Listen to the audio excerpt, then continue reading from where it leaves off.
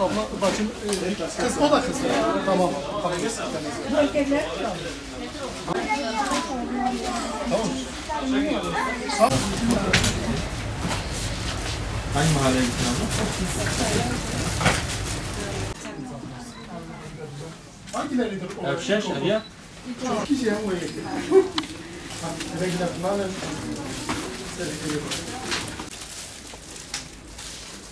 Çantanla uyumuyoruz. Tamam abi.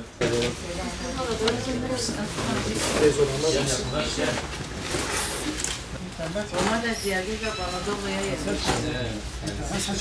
Siyah iyidir. İstanbul'dan nasıl? İyidir, iyidir. Onu öğren abi. Nasıl hocam? Şey olacak mı? Ana okula mı başlayacağız? Bir tane şey bir de bak. Ana okula mı başlayacağız? Nasıl? Ona şey bu çok güzel. Onun olmadı mı? Servislerle uyumlu. Takacak. Tamam abi.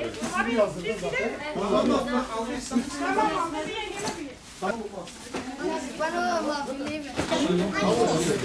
Yok, Ayhan.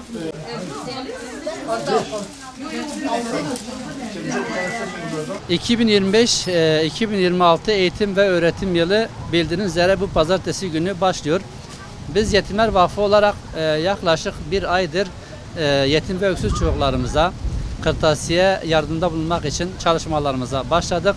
Ve elhamdülillah bugün gördüğünüz gibi yetim ve öksüz çocuklarımıza kırtasiye desteğinde bulunuyoruz ve kendilerine kırtasiye malzemelerini dağıtıyoruz. Tabii ki burada hayırseverlerimizin katkısı olmuştur. Onların bu katkılarıyla bugün bu hayrı işliyoruz ve bundan dolayı gerçekten sevinçliyiz, mutluyuz. Çünkü burada yetim ve öksüz çocuklarımızın gülümsemelerine, sevinçlerine şahit oluyoruz ve ortak oluyoruz elhamdülillah. Ve Yetimler Vakfı olarak bu yıl Türkiye geneli binlerce yetim ve öksüz çocuğumuza kırtasiye yardımda bulunduk. Türkiye'de 43 yerde bizim temsilciliklerimiz var.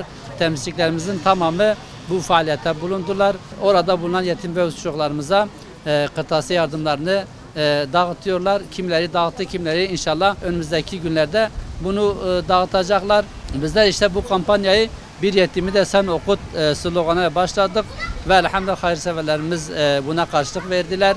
Desteklerini sundular. İnşallah bu tür yardımlarımız devam edecek ve yetim ve öksüz çocuklarımız pazartesi inşallah bu sevinçle, bu mutlulukla, bu gülümsemeyle başlayacaklar. Biz de onların dualarını alacağız. Bu kampanyada emeği geçen bütün kardeşlerime, hayırseverlerimize teşekkür ediyorum. Rabbim kendi rızası için kabul etsin inşallah.